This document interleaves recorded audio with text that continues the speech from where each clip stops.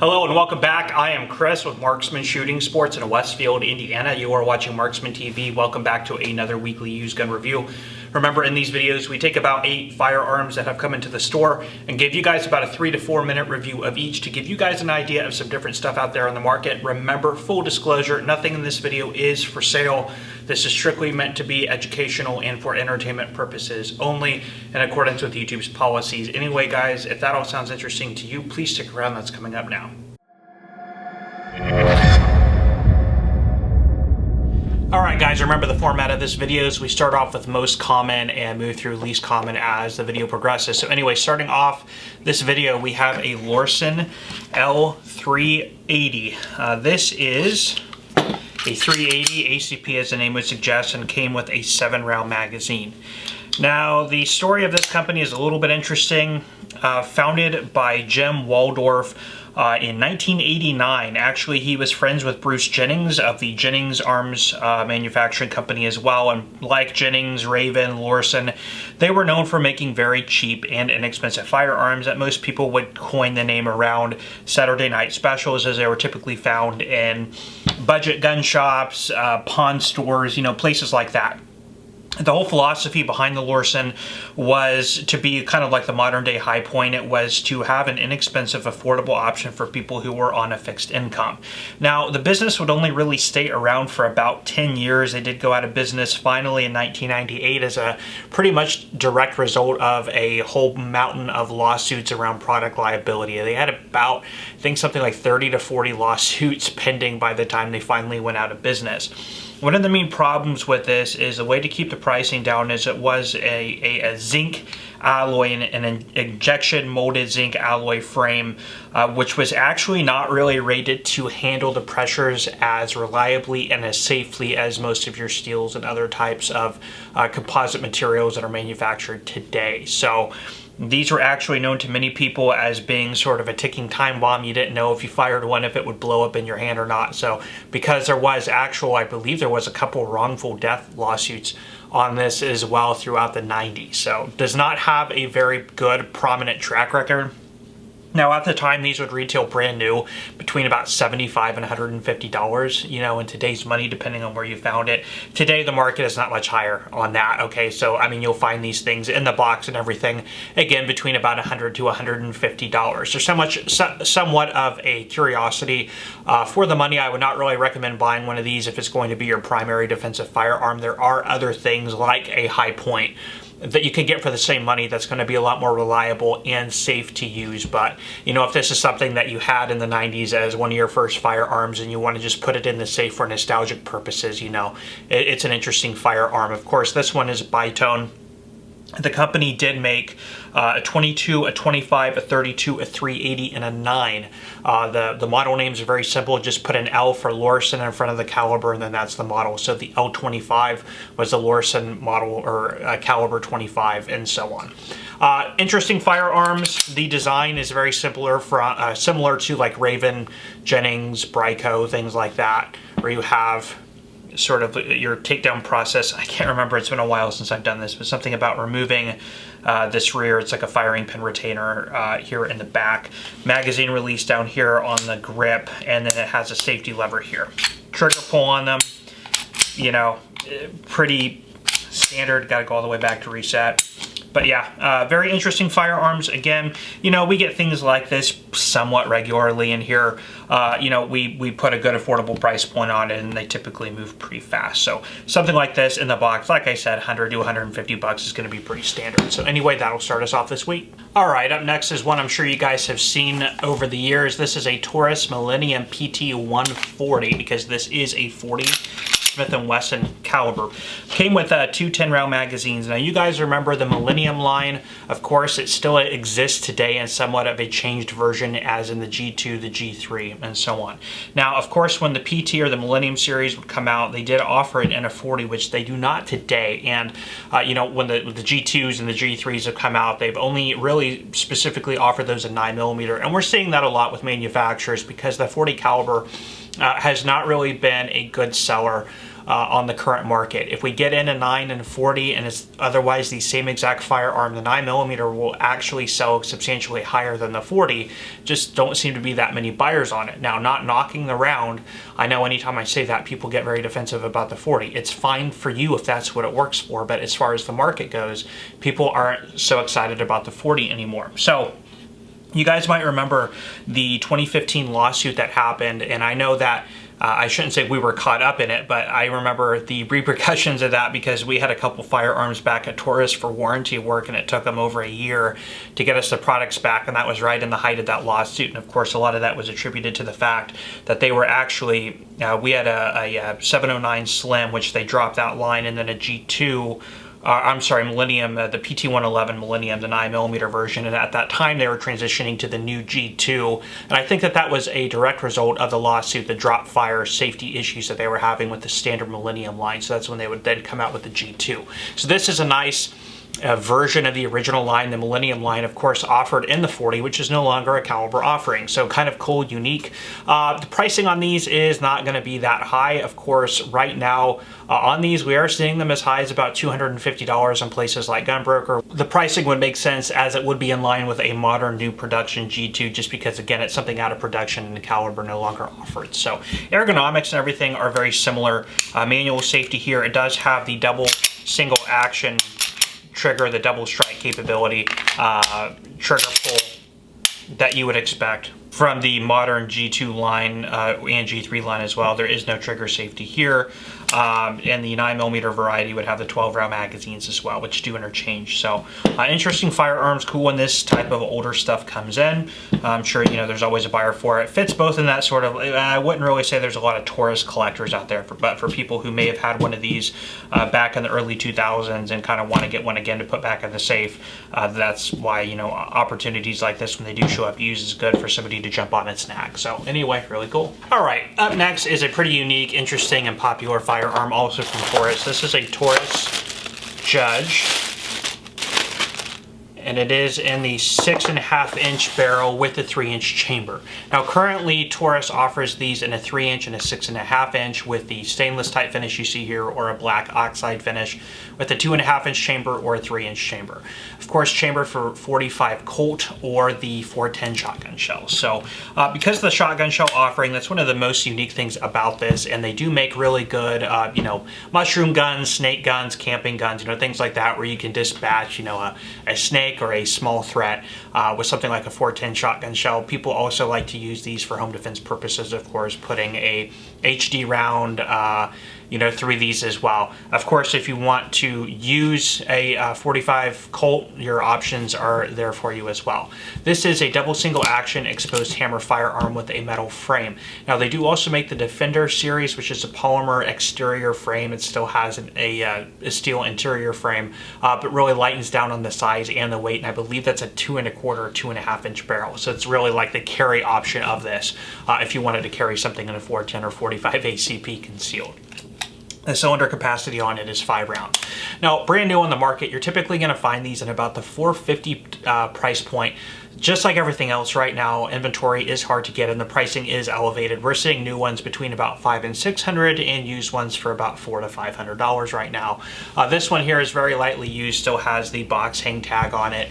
Actually, the gentleman who sold this to us is a very good customer, so he really takes care of his firearms and does not get out often enough to shoot all the interesting stuff he gets. So he also put this aftermarket grip on it. This is not the grip that came standard on the firearm. What you're going to find on this typically is what you see on other series, sort of soft, pliable grips that you're going to find on like the 85s, the 44s, the trackers, things like that. So this is actually a nice upgrade. Gives you a little beaver tail here, very comfortable with nice sandpaper type grip. ATI is the manufacturer of this. So really, really cool firearms. Not a whole lot else to say about them. They do sell very well, and of course they are very different compared to a lot of things on the market. Also, you know, Smith & Wesson makes the Governor. which is the same concept as this, but those are typically in about the $600-ish price point new. So about 30 to 40% higher in the price. But anyway, really cool firearms. All right, up next I have a Liberty Arms Company 22 Derringer. So Liberty Arms was really an importer of inexpensive firearms that would have come out of Germany and Italy through about the 1950s and 1960s. Now, of course, people know, ROM being one of the biggest manufacturers of inexpensive revolvers, Derringers, things like this.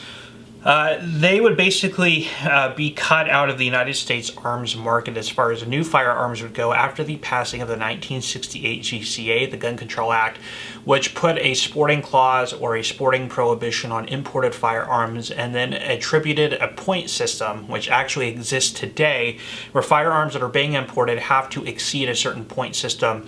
And you gain points by having a larger size, a larger caliber, the smaller, less concealable, stuff about build construction. So basically what it was meant to do was curtail small, inexpensive, lightweight, concealable Saturday night specials, which is about the time that term was coined, to keep them from coming into the market.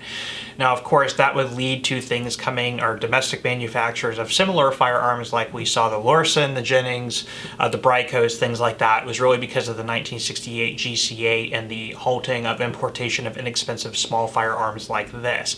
Now, this one is marked made in Germany. I suspect that it was probably made by ROM, but there were a few small independent German arms manufacturers that did import firearms through importers like Liberty Arms Co. throughout the 50s and 60s. Now, this is one in particular I have not seen before. There really isn't a whole lot of information that exists specifically on these. They made a lot of generic, inexpensive small firearms. This one here is a 22. The whole principle behind a Derringer type firearm is it's meant to be a deep concealment, last line of defense sort of things. You basically have 2 rounds to work with. Reloads are going to be pretty slow. You're not doing any tactical reloads with the Derringer. And of course, this concept was very popular, into the turn of the century, and then even today. Companies like Cobra and Bond Arms make modern versions of this, of course, more reinforced frames and in larger calibers if you want them. So the concept of a Derringer, the use for it still exists, but widely not as popular as it used to be. Something like this, I saw actually one exactly like this that went up on Gunbroker for $300. I always say a single price point does not make a trend, but I would expect something like this to be in the $200 to $300 price point. So Derringers, there are always people who are interested in purchasing them. I've had different off-brand and even on-brand, like Remington Derringers, go for a lot of money in here. So I guess, it does kind of fit that collection sort of mystique and sort of the firearms lore, or the history of different types of uses and types of firearms that have existed that kind of attract different buyers. But anyway, very interesting little firearm. Glad to get this in here. Yeah, just cool and different. Okay, up next I have the popular Taurus M44 44 Magnum revolver. Now this would come onto the scene in 1994, of course, chambered in 44 Magnum. They would make this in a 6.5 inch barrel, which you see here, also a 4 inch barrel and an 8 3/8 inch barrel, and it does feature a 6 round capacity double single action. You do have a transfer bar, and they have the iconic Taurus hammer lock, and it comes with a little key. Now, like I mentioned, this came onto the scene in 1994, and at the time there was not a big selection of different large bore revolvers on the market. Now, of course, you had the Smith & Wesson Model 29, which was very popular, of course, popularized by the Dirty Harry series. And then in 1990, Colt would come onto the market with the Colt, Anaconda. Now, the interesting thing about this is this looks a lot like the Colt Anaconda, because you do have the vented red barrel up here, similar to the Python, which, of course, the Python was a 357. Now, Taurus also came out with the Tracker series, and the Tracker series is very similar to this. You could get that in a 44 Magnum. The main distinguishing difference is the Tracker has just a full barrel lug and barrel up here at the front. There's no ports. Okay. These, kind of its mainstay onto the market was, it was sort of like, if you want to say this, it was like the working man's Colt Anaconda. Okay, it was something that average shooters could afford and go out and have fun with. It would keep a pretty low price point. Like on today's market, when you can find them, the typical price on these new is about $500 to $550. Now, of course, these are hard to get right now, like everything else, and the pricing is elevated up to the $600 to $700 mark, and used ones are going for between about $400 and $500, maybe a hair higher, $550, if you will. So this one, actually, same gentleman who sold us the Taurus Judge that you guys just saw. As you can see, everything is usually kept in very, very nice, clean condition, very low round count. So really, really cool firearms. The good thing about these, and what I would get one for personally, is if you wanted to go hunting with a 44 and you don't want to take out something like a Model 29 or a Super Red Hawk Ruger, or something that's a little bit higher value, a little bit more expensive, that you might get, you know, a little bit dirty, some rust on there, scratch the finish or whatever. This is a really nice utilitarian revolver. They do work well. They did maintain the smaller grip frame contours from the earlier 357 models, so that shooters of those revolvers would actually feel right at home. It does balance pretty heavy, of course, with the long barrel, but that's to be expected. So anyway, really, really cool revolvers. If you ever get a chance to see one of these, especially used, they make great, you know, range guns. Like I said, hunting guns. If you could pick one up under normal circumstances for, like, you know, the $350 to $450 price point, which is where they typically are, in rough to good condition, depending on where you find it and the shape it's in. So really cool revolvers. Definitely have a nice place in the affordable lineup of high caliber, nice large frame revolvers. All right, up next I have actually it's one of the favorites of mine. This is a Sig P220 45 ACP single stack 8-round capacity.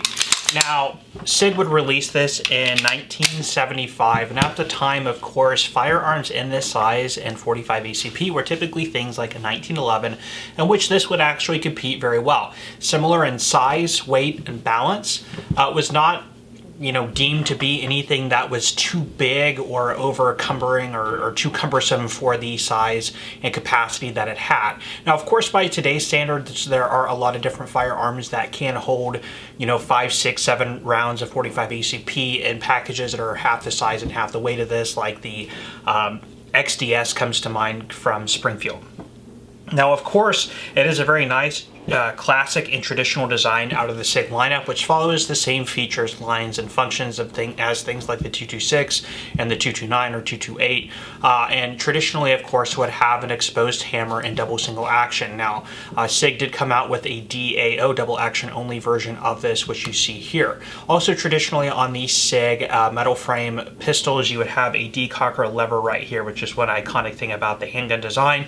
Of course, because this is still hammer fire, but because there is no hammer spur, which cannot be cocked to the single action position, there is no decocker here, and there is no manual safety. So of course, this was meant to, if you wanted to carry with around in the chamber, you have the double action only trigger, and that was, you know, by virtue of the heavier trigger pull, that was your safety.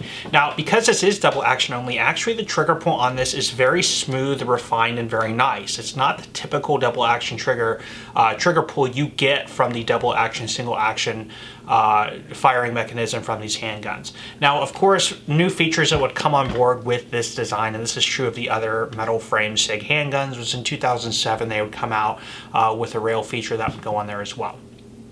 Now, they do have the full size and the carry version of this, and there are several different variants that have come out with this over the years. As you guys know, Sig rebrands and redesigns their existing firearms to kind of keep interesting, new, different options out there in the marketplace. And of course, this is an option that sort of speaks to that. Changing it to a double action only, they have a single action only. So there's, of course, different product offerings in that lineup as well. Even in the Elite Series 226s, you can get double action onlys and things like that. If you want that safety feature, if this is going to be like a duty sidearm, you don't want that lighter trigger pull. But again, I actually like, this is a very nice, very easy to use trigger pull, so I definitely really like that. These are Sig FDE factory grips, which is also a little bit unique. Price point on these, they are not that high. Typically, the buyer on this is somebody who wants one as a range gun or as a collectible, somebody who collects older Sig handguns. Again, because the practicality is not as high there as your capacity versus your weight and size. Just like there are still 1911 buyers, a lot of people still like the design of something like this. So still very practical for that purpose as well. Typically, the double action ones are going to sell for a little bit less than the double single action. In this condition in the box, one magazine, about $500 would be a standard market price on these. Double action guns, you know, in slightly, there's a little bit of finish wear on this, slightly better condition, 2 mags in the box. If it was made in Germany, for example, you know, those are getting up $800, $900 anyway. So very cool pistol. I always like to see SIGs come in, especially 220s. I've always just had an interest in them. I always like the 220 series, just a nice feeling, thin profile handgun, just similar to a 1911, but anyway, similar in form, not in look. But anyway, guys, that is basically the Sig P220. All right, up next, it's a pretty cool one. This is a yellow box Ruger GP100. Now, the GP100 would be designed and announced in 1985, go into production in 1986, and stay in production until today. It was meant to be a follow-on to the Ruger Security 6 line. Now, the GP100 was chambered in 357, most popularly, of course, 38 Special, 327 Federal, 22 10mm Auto, and 44 Special. They also made it in 3, 4, 5, and 6-inch barrels and stainless and blued. Okay, so this is probably the most common way you're going to find them is in a 4-inch stainless configuration. Now, of course, like Ruger 357 or Ruger revolvers, I'm sorry, it is a push-button cylinder release, and you do have a 6-round cylinder. Now, this would be an early model, of course, indicative of the cool, iconic yellow box. And this particular one was made in 1988, so in its 3rd year of production, which makes this a very early one. Now, they really didn't do a lot of design changes over the years. These wooden panel grips, the modern ones that we've had in here as inventory, typically you don't see that anymore. It's just kind of a full rubberized grip, you know, configuration now. They've always had a transfer bar, of course, no firing pin mounted up here on the hammer. So they've always had those safety features incorporated into the design from its original release. And now Ruger revolvers are known as being very robust, durable, and really built like tanks. So really, really big, bulky, beefy design. And something like this would compete probably more closely head-to-head with the Smith & Wesson 686. Okay, these are really, really nice double single action revolvers. Now, pricing on these, you know, in this condition, which is excellent in its yellow box, being a 3rd year of production, on Gun Broker, you know, and other places, we're seeing them in between about the $600 to $700 price point. Brand new, again, you're going to find GP100s in about that price, actually. So new on the market when they were available. We would retail them out here, yeah, anywhere in about the $500 to $600 price point, so just a hair lower than the 686, making them a little bit more affordable. Of course, now pricing is elevated, and that's to be expected. There are Ruger collectors, but the Ruger collecting market is not nearly as big and expansive as things like the Smith revolver collecting market and the Colt revolver collecting market. So I would say there is definitely collectability there. And if I had a choice between this one, excellent in the box, 3rd year production, versus a brand new one, even though the design changes aren't really any different, I would still go with this just for the cool factor of having the old box. And that's just kind of the type of shooter and collector that I am. But just a really, really cool firearm. I love seeing stuff like this come in. I love seeing the old classic yellow and the even older red Ruger boxes. Just kind of cool. Blast from the past, nice late 80s GP100. Okay, last but not least, I have a popular Colt Detective Special. Now, I've had one of these on here before in a video maybe 2, 3, 4 months ago. This one is a little bit different than that one. Now, the Colt Detective Special would come out in 1927, and basically they had 4 production runs, or 4 series of these, 4 different model types, if you will. The one that we had before was a 2nd series. This one is a 3rd series, and there is a little bit of a difference. So that one was, I believe, 1950s. This one is 1974. In 1973, they went to the 3rd model, and that would stay in production until 1986, when production would cease by Colt on the Detective Special. Now, this was meant to be, as the name would imply, an ancillary or backup sidearm for law enforcement use. Of course, it was also very popular in the concealed carry consumer market as well. Most commonly chambered in 38 Special, also offered in 32 and 38 New Police.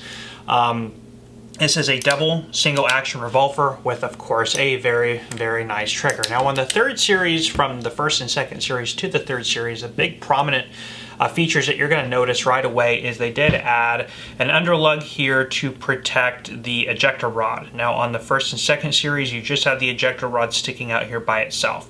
They also added a 3-inch version. Typically these were offered in a 2-inch. Now the capacity on this is a 6-round cylinder and typically offered in a very nice blued finish. I believe at the time that the third series was introduced, they offered it in a nickel-plated version as well. Now, like I mentioned, Colt would stop production on this in 1986 because other things and more affordable options like the J-frame Smith & Wesson Model 36 are really dominating the market in this space. Now, when Colt would restructure due to bankruptcy in the early 90s, in 1993, they would resume production on the Colt Detective Special, but of course, only a couple years later, 1995, would cease production on it altogether, and it is not currently being made today. That short run in the early 90s, the 93 to 95, that would typically be known as the fourth series and was most iconically different from this, as it would come with a set of polymer grips with the Colt medallion. Now this is a Pachmayr replacement grip originally as a third series early 70s gun. This would come with Colt wood grips on it. So unfortunately those original grips are gone and they have Pachmayrs on here. The reason there are Pachmayrs on here is this was actually a police use sidearm. Of course, its intended purpose as the Detective Special, and it also has a department serial number code right here on the bottom of the barrel, unfortunately, and that is, of course, going to negatively affect the value. Now, the finish on here is a high gloss bluing, and the finish is original and actually rates very high on this gun. I would say about 96-97%. There's a couple little dings here on the top, one there, so maybe a conservative 97%, probably more 98-ish percent. So the original finish bluing on here is excellent. If this did not have that department marking, if it had its original wood grips, and if it had its original box, it would easily be $1,000 to $1,500 gun all day long. In its current configuration, I would say about $500 to $700 likely is where it would land. But anyway, these are very, very nice, very iconic revolvers. And if you can get one, of course, in that $500 to $700 price point in good condition, they actually still make a really nice, viable defensive carry sidearm. Of course, other things on the market like J-frame Smith & Wessons, the 442s, the 642s, those brand new are about $450. So for a couple $100 more, you could get something classy and elegant like a Colt Detective Special. Very, very nice firearms, very collectible, just really, really cool pieces overall. So that'll be our number 8 spot this week. Well, that is all the time I have for you today on these. Thank you so much for stopping by and checking out this video. If you enjoyed, please let me know by hitting that like button. Also, please remember to subscribe and hit that bell notification button as I post these videos every week. Anyway, guys, I'm going to leave you off there. I am Chris with Marksman Shooting Sports in Westfield, Indiana. You are watching Marksman TV. I will see you next time.